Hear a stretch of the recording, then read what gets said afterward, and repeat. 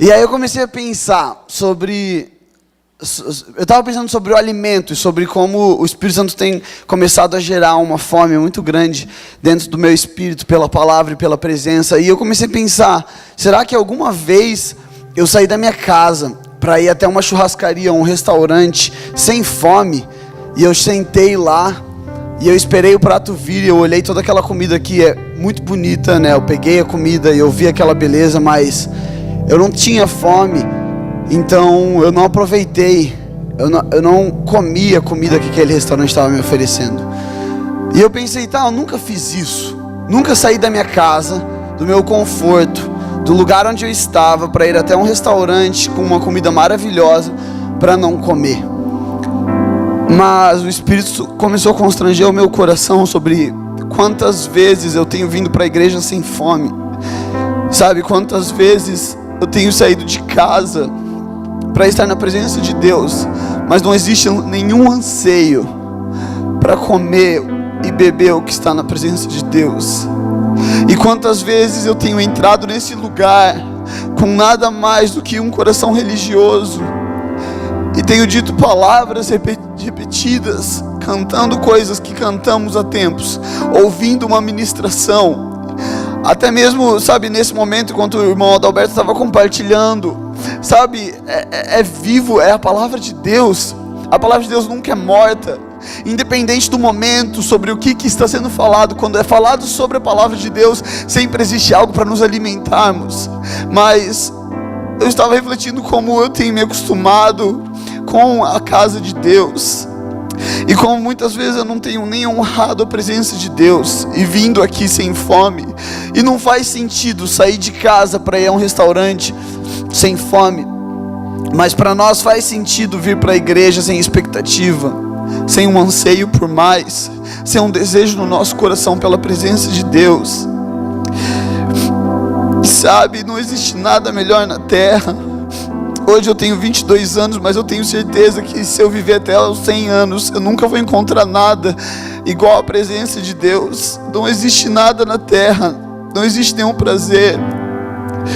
Sabe, eu prefiro que Jesus volte agora do que esperar para o meu casamento. Eu prefiro que Jesus volte agora do que poder ter alguma experiência que eu não tive na vida, porque é tão superior ao que está aqui na terra. Mas nós temos nos distraído, nós temos perdido o nosso foco. Domingo passado, o Johnny ele compartilhou a mensagem que Deus deu para ele sobre o templo. Sabe, quantos de nós será que depois dessa mensagem chegamos em casa ansiosos para construir o templo do Senhor nos nossos corações?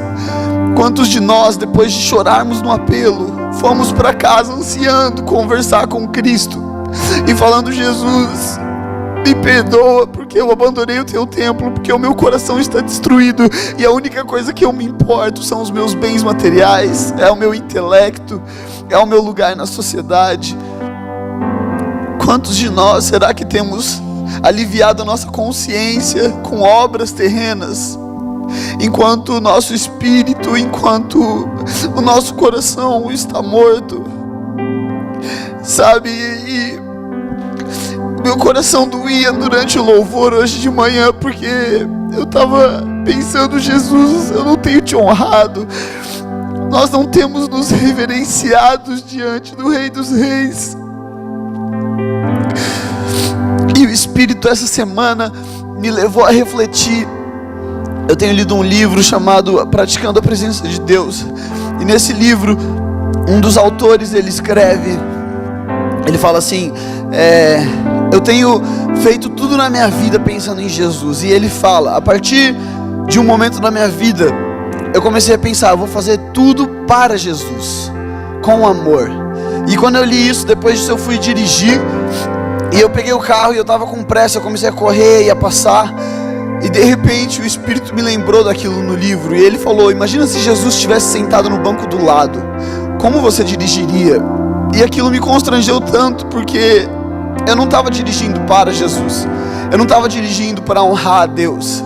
E de repente o Espírito começou a me levar no meu dia a fazer refletir sobre tudo. Ele me fez refletir sobre tudo que eu faço ser uma forma de louvor a Deus.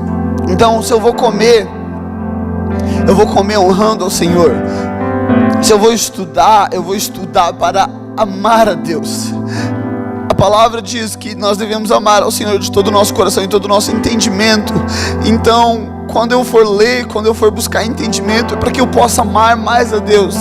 Quando eu na minha universidade estudar, quando eu estudar biologia, quando eu estudar geografia, sei lá, quando eu estudar física, eu vou ver Cristo em tudo, e aí eu vou poder amar mais ainda Deus, porque eu vou perceber a sua grandiosidade, o seu poder, a sua majestade, e em tudo que eu faço eu vou poder honrar ao meu Criador, ao meu Senhor. E antes de mais nada, sabe, não é sobre pessoas a igreja é sobre Jesus Cristo, e isso torna para nós, isso torna um lugar para pessoas, isso torna um lugar de família, de amor. Mas nós temos muitas vezes vindo aqui olhando para pessoas, e é isso que tem consumido o meu coração tantas vezes, a opinião das pessoas, a minha própria consciência, ou a minha vida na terra, e para onde eu vou, e qual é meu futuro, e qual é a minha prosperidade, e como que eu vou alcançar esse lugar que eu tanto sonho, enquanto a presença de Jesus está lá abandonada. Sabe, eu estava ouvindo uma pregação do Bruno Morada, e ele fala que uma vez Deus falou com ele que ele já desmarcou algo por causa de uma conferência, ele já desmarcou compromissos para ir pregar numa igreja, mas ele nunca desmarcou um compromisso para se encontrar com Jesus. E ele compartilhando aquilo constrangeu muito meu coração, porque muitas vezes essa é a relevância que nós damos à presença de Deus.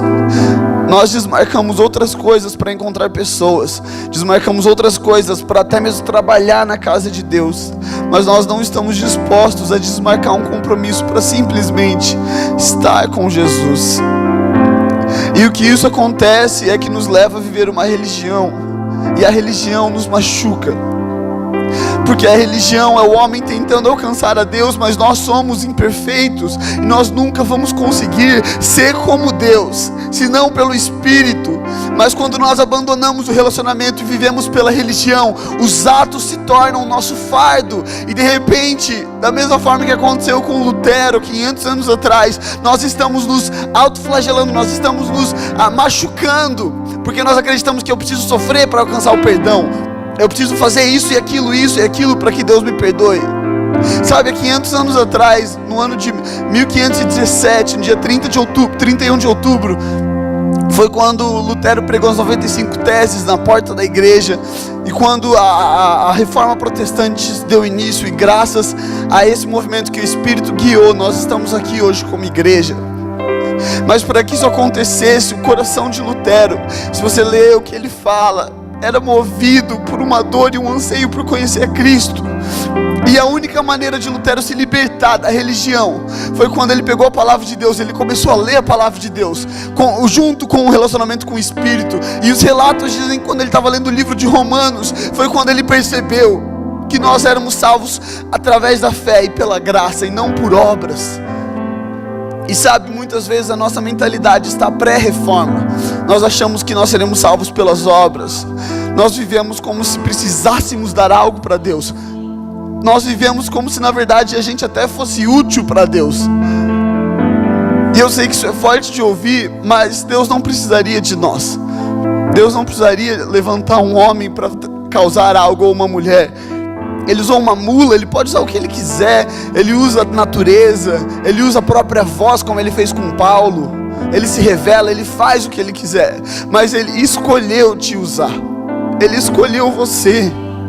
Agora, o que nós temos respondido à escolha de Deus? Será que temos falado: Deus, eu não sou bom o suficiente, você escolheu errado, você olhou para mim errado, não sou eu? Ou será que eu tenho me constrangido e falado: Deus, que misericordioso que és, porque você escolheu o pior dos pecadores? Paulo escrevendo, se eu não me engano, Gálatas, eu não lembro o livro, mas ele se chama: eu sou o pior dos pecadores. E eu acredito que Paulo tem essa revelação, porque ele entende o quão grande é o seu pecado, não pelo que ele cometia, mas porque o seu coração é corrupto, e o quanto ele precisa de um Salvador, e ele entende ainda mais o sacrifício. Mas eu queria fazer uma oração nesse momento de arrependimento, e eu queria convidar todos nós Eu não quero que você faça isso pela religião. Então, se você não está tendo fé para fazer essa oração, ou se o Espírito não falou ao seu coração, não concorde, porque a religião não move nada, senão coisas naturais. Mas se hoje você tem fé, talvez você não está sentindo no seu espírito, mas você tem fé, você entende que você necessita se arrepender de uma vida religiosa e passar a viver um relacionamento, eu quero pedir que você concorde com essa oração que eu vou fazer nesse momento. E se o Espírito botar no seu coração e você quiser ficar em pé porque começou a queimar algo em você, se quiser se ajoelhar ou deitar, não prenda o Espírito de Deus, mas que nesse momento como igreja possamos ser movidos pela presença de Cristo. Pai, eu te peço perdão, Jesus. Deus, nos perdoe como igreja, Pai, porque nós não temos temido a Tua presença, porque nós não temos tido reverência a quem Tu és, Jesus, e temos vindo domingo após domingo, Jesus, olhando para nós mesmos, adorando a nós mesmos, sendo guiado pelo nosso estômago, Cristo, tantas vezes. Jesus, eu oro, Pai, Deus, leva-nos a um lugar de arrependimento, Cristo, de adoração, Pai, de honra ao Senhor. Jesus, não é sobre nós, mas é sobre você, Jesus. Eu quero orar, por favor, abre os nossos olhos como igreja, Jesus, que possamos te ver. Nós queremos ser uma noiva pronta, queremos estar imaculada, queremos estar sem manchas, sem rugas. Cristo, queremos estar usando as vestes certas. Por favor, que a igreja esteja cheia de pecadores, mas não cheia de pecado, Cristo. Leva-nos a sermos uma noiva que anda conforme o Teu coração, conforme a Tua voz, e que em tudo suba um aroma agradável ao Senhor, Cristo, não através das nossas ações, mas através do nosso coração. Que essa seja uma manhã de arrependimento para nós, em nome de Jesus. Amém. Amém. Então, sabe, eu creio que existe algo que o Espírito deseja revelar a nós essa manhã, e eu realmente me sinto muito honrado de Deus ter me chamado através da vida dos nossos pastores, e eles terem aberto essa porta, e é uma honra poder falar sobre a palavra de Deus, sabe, não existe nada melhor do que estar com Jesus, e depois disso falar sobre Jesus, é sempre maravilhoso. Então, essa manhã, eu queria compartilhar aquilo que o Espírito tem falado ao meu coração. E se você quiser anotar, o tema vai ser quem eu tenho seguido dessa noite. E nós vamos ler a história, uma história que eu creio que a maioria de nós já conhece, que está em Marcos 10. A gente vai ler do versículo 17 ao versículo 24. E aqui conta a história de um jovem que tinha muito dinheiro e ele vem se encontrar com Jesus. E é muito interessante porque tudo que acontece na vida de Cristo existe algo. Jesus nunca levou a sua vida como, não, é só mais um dia, hoje eu vou só viver. Não, tem mais um cara aqui enchendo o meu saco, vou só responder ele e vou embora. Não, Jesus entendia o propósito em tudo. Jesus entendia o propósito da vida dele aqui na terra, a cada momento, a cada segundo. As coisas que não estão registradas na Bíblia também, eu imagino que todo momento, toda hora na vida de Jesus era uma glória, porque ele sempre estava revelando ao Pai, ele sempre estava revelando a sua majestade. E nessa passagem, Jesus então se encontra com esse jovem. Eu vou ler então Marcos 10, do versículo 17 ao versículo 24, e diz assim: quando Jesus ia saindo, um homem correu em sua direção e se pôs de joelhos diante dele e lhe perguntou: bom mestre, que farei para herdar a vida eterna? Respondeu-lhe Jesus: por que você me chama bom? Ninguém é bom a não ser um, que é Deus. Você conhece os mandamentos: não matarás, não adulterarás, não furtarás, não darás falso testemunho, não enganarás ninguém, honra teu pai e tua mãe. E ele declarou: mestre, a tudo isso tenho obedecido desde a minha adolescência. E esse momento é maravilhoso. Jesus olhou para ele e o amou. E aí Jesus diz: falta uma coisa para você, disse ele. Vá, venda tudo o que você possui e dê o dinheiro aos pobres, e você terá um tesouro no céu. Depois venha e siga-me. Diante disso, ele ficou abatido e afastou-se triste, porque tinha muitas riquezas. Jesus olhou ao redor e disse aos seus discípulos: como é difícil aos ricos entrar no reino de Deus. Os discípulos ficaram admirados com essas palavras, mas Jesus repetiu: filhos, como é difícil entrar no reino de Deus. E esse momento é muito interessante, porque Jesus está com os seus discípulos, e então chega esse jovem, que ele é rico, e ele se encontra com Jesus. E se você está lendo essa passagem, é meio estranha a maneira como Jesus responde, porque o cara chega, ele primeiro se ajoelha, então, nossa, ele está tendo um posicionamento de referência, reverência a Jesus. E aí, ajoelhado, ele fala: bom mestre. E se você for estudar, o Espírito me levou a estudar isso, e aqui, na cultura judaica, a única vez que eles usavam a palavra bom era para Deus, porque eles acreditavam que somente Deus mereceria ser chamado de bom. Ninguém mais na terra deveria ser chamado de bom. E quando ele fala bom mestre, Jesus responde: peraí, por que você está me chamando de bom? Só Deus é bom. Aí você se pergunta de novo: peraí, Jesus, o que você está fazendo, cara? Você é Deus. Você esqueceu, por que você está falando isso? Ele está te chamando de Deus. Mas naquele momento o Espírito constrangeu o meu coração, porque quando Jesus fala isso, Jesus sabe quem ele é, obviamente, mas Jesus, ele não está querendo ouvir as palavras exteriores daquele jovem, ele não quer ouvir o que aquele jovem pode falar para ele, ou o que aquele jovem pode fazer, mas ele está tentando trazer um discernimento para o próprio jovem do seu coração, porque ele fala: peraí, você tem me chamado de bom por duas razões: ou você reconhece que eu sou Deus, você está me chamando de bom porque você reconheceu que eu sou o Messias, ou você está tentando me bajular. E o que eu comecei a refletir é sobre nós, como igreja, muitas vezes chegando diante da presença de Deus, na casa de Deus, ou nos nossos quartos, e nós cantamos: eu quero conhecer Jesus, e nós cantamos: tu és o mais belo entre milhares e milhares.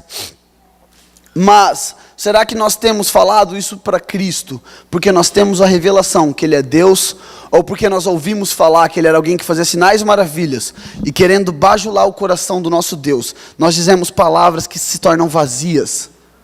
O que aquele homem falou era o certo, mas o coração daquele homem estava errado, sabe? E o reino de Deus, o relacionamento com Cristo, não é sobre o que nós podemos fazer aparentemente, porque isso é todas as outras religiões.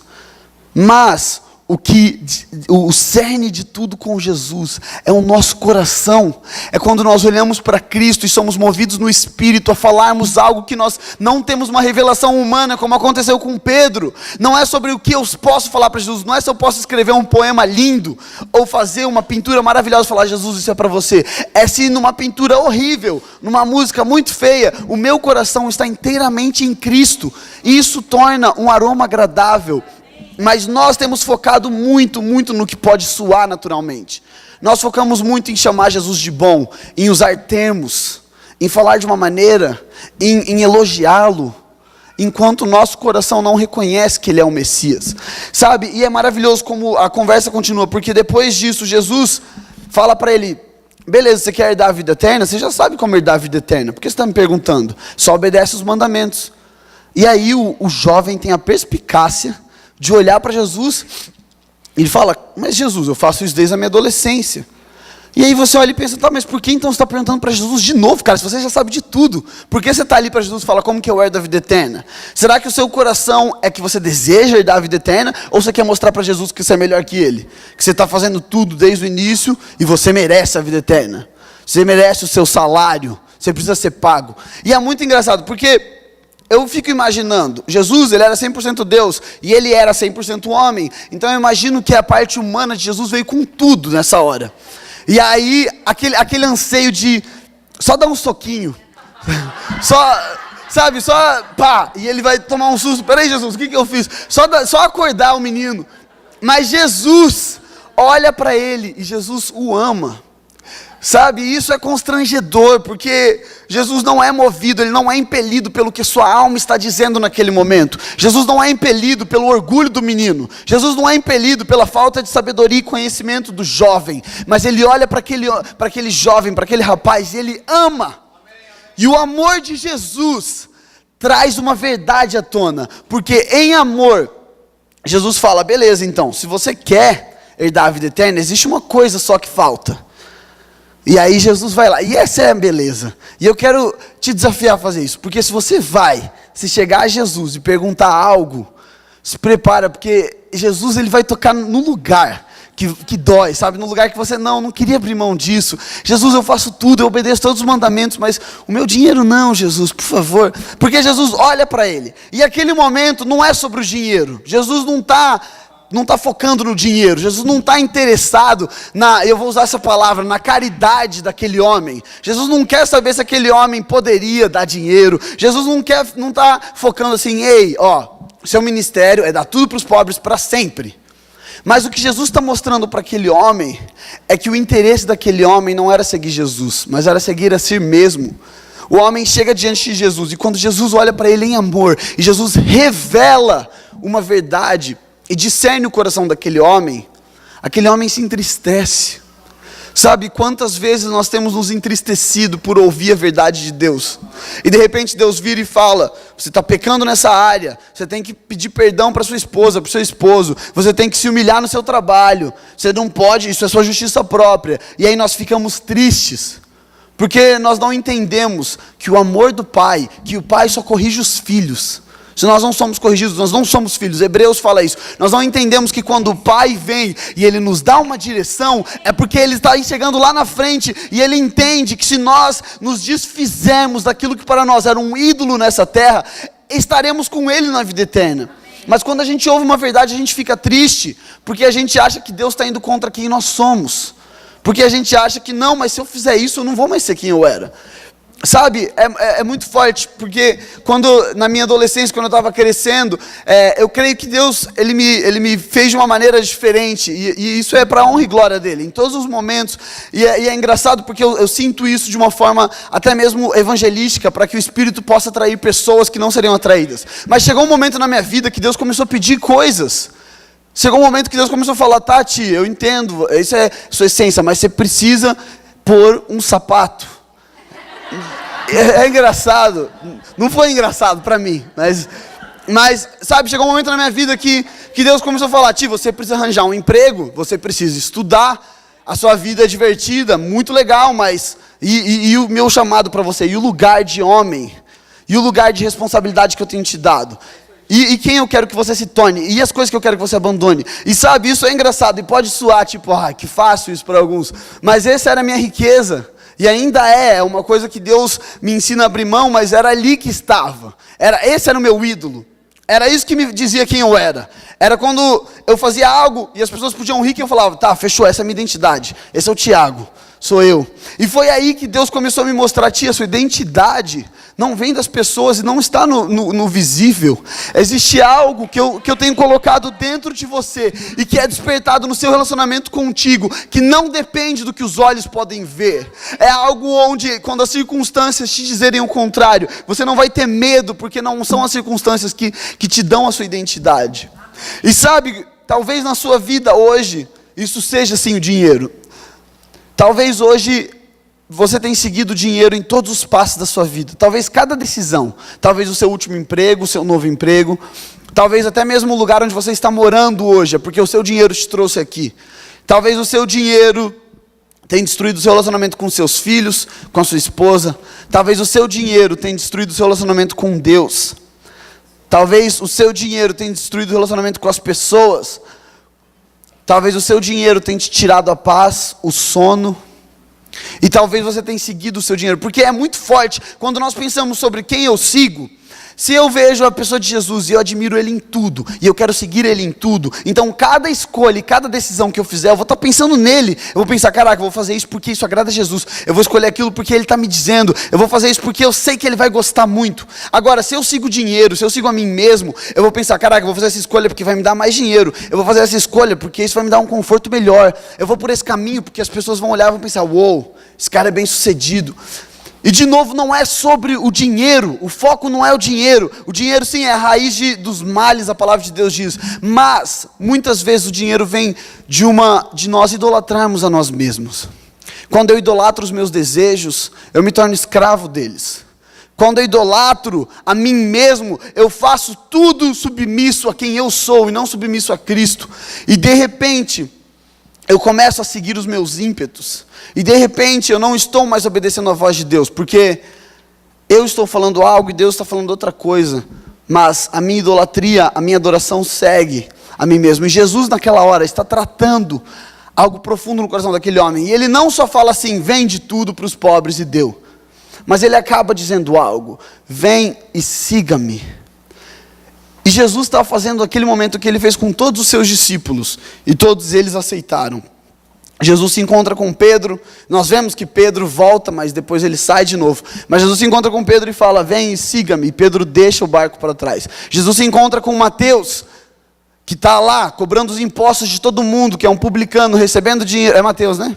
É porque é Mateus ou Levi, né? É o mesmo cara. E aí Jesus se encontra com ele, e ele fala, vem e siga-me, e ele tem que deixar a mesa de impostos, ele deixa a posição onde ele cobrava o imposto das pessoas, ele deixa tudo para trás. Ou Elias e Eliseu, que é o exemplo um exemplo muito legal da palavra, onde Eliseu queima tudo, ele mata os bois, ele queima as carroças, ele alimenta todo mundo ali junto com ele, e ele sai atrás de Elias. Porque essa frase também não é minha, ela é do Bruno Morada também, mas é muito forte isso, eu gostei muito disso. Ele fala que o vinde até mim, os que estão cansados, não custa nada você ir até Cristo. Mas o vinde após mim, e tome a sua cruz, custa tudo. Sabe, nós chegarmos a Jesus e recebermos essa paz, é de graça. E esse é o poder da graça, ela nos perdoa, ela pagou um preço que nós não teríamos capacidade de pagar. Mas nós seguirmos a Cristo, custa tudo. Custa a sua vida, custa para onde você está indo, custa muitas vezes o seu emprego. Não que você vai ter que largar tudo por Jesus, mas isso não vai falar mais alto que Cristo. Se Jesus uma hora da sua vida falar assim, ó, se demite, e ele não fala mais nada, só se demite. E se você idolatra você mesmo, você não vai conseguir. Você vai falar, mas espera aí, me demite, o que vai acontecer? Meus filhos vão passar fome, minha mulher vai passar fome, eu vou passar fome. Como você se demite? Eu estou nesse emprego há 10 anos. Mas se eu estou morto, e Jesus é a única voz que eu escuto, e eu sigo a Cristo, eu vou falar, obrigado Deus, você me deu uma direção, tchau emprego. Porque essa terra, ela é perecível, tudo que tem aqui é perecível. E para isso a gente vai ler Mateus 6, 19, até o versículo 21. Porque Jesus, ele nos revela a chave pela palavra de Deus toda. Tudo revela Jesus. E quando Jesus fala Jesus Cristo, é maravilhoso. Mas nesses versículos Jesus revela algo que é esplendoroso. E a palavra diz, não acumulem para vocês tesouros na terra, onde a traça e a ferrugem destroem, e onde os ladrões arrombam e furtam. Mas acumulem para vocês tesouros nos céus, onde a traça e a ferrugem não destroem, e onde os ladrões não arrombam nem furtam. Pois onde estiver o seu tesouro, aí também estará o seu coração. Naquele momento, Jesus estava tratando o coração daquele jovem.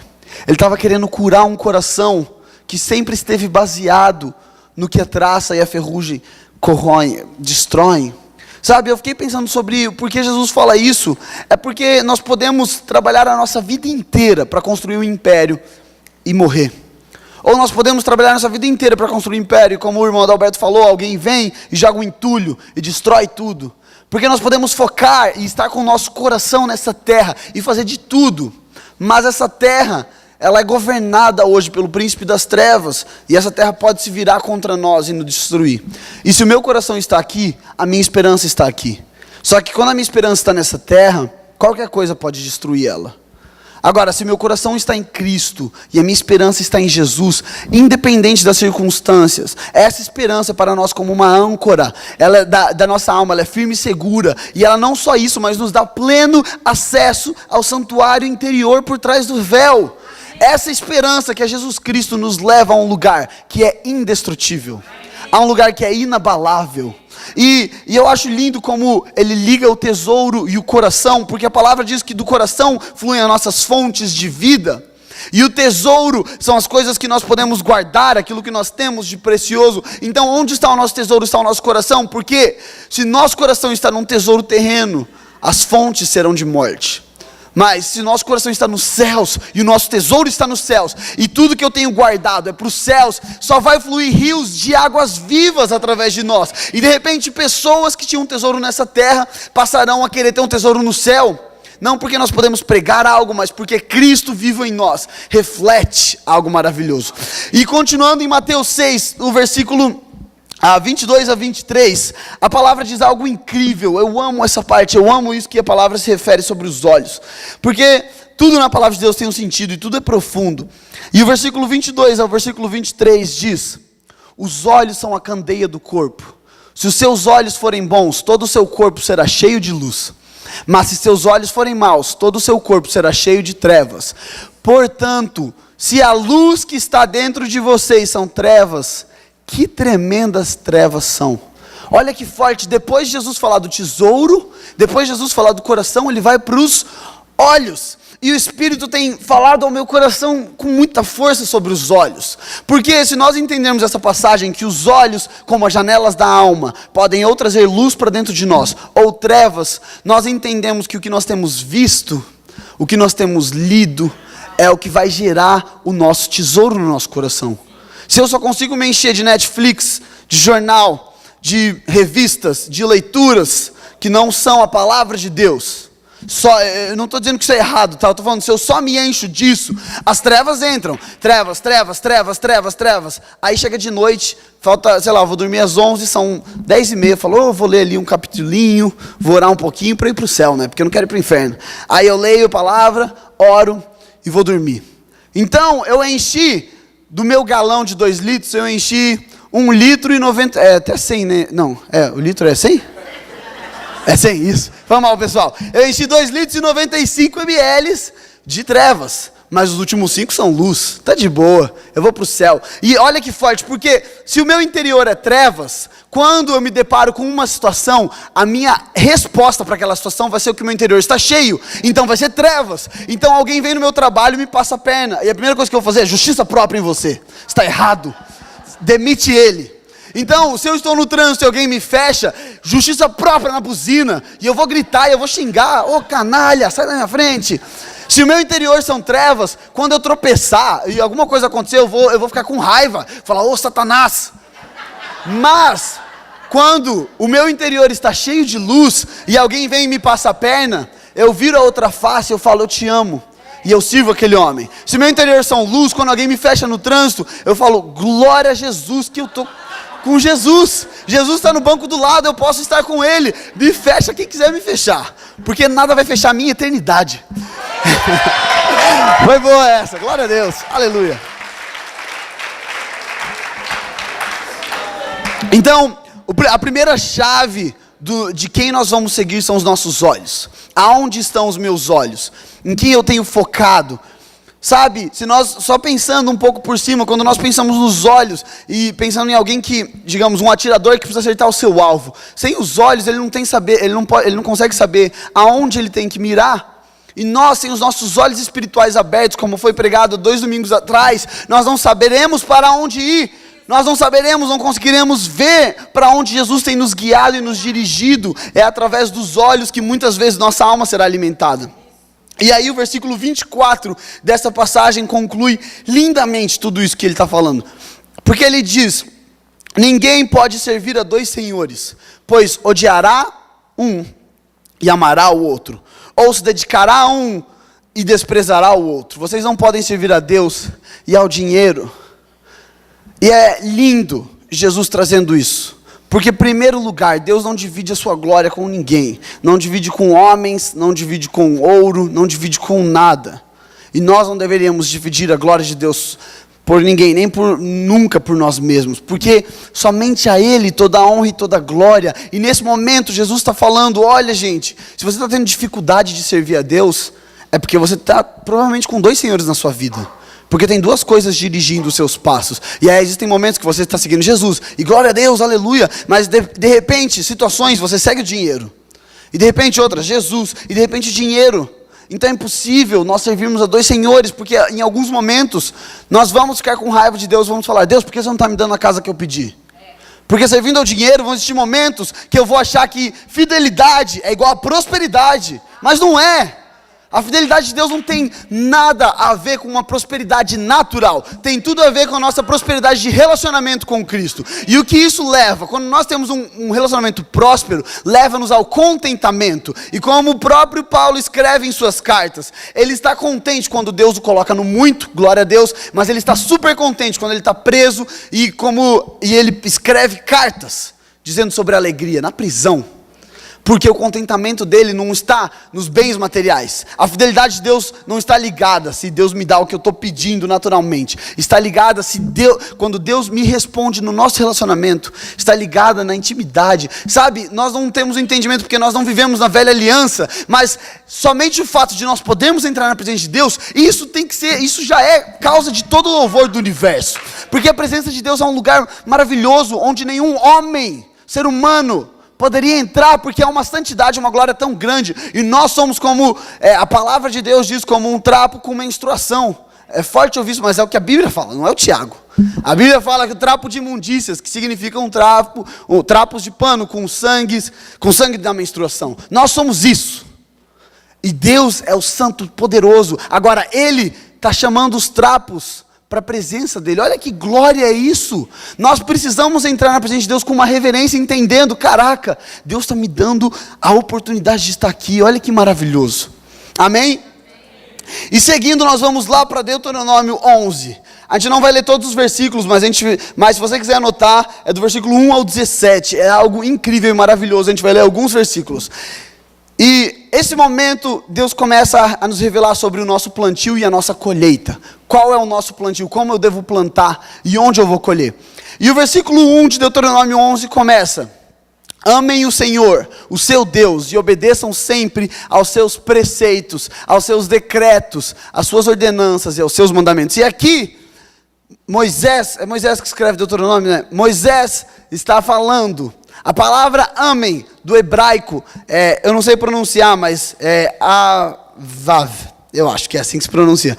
Mas essa palavra significa um amor de relacionamento, um amor entre amigos, um amor entre família, um amor de um com o outro. E o que eu creio que Deus está revelando aqui, Ele está falando: amem ao seu Senhor.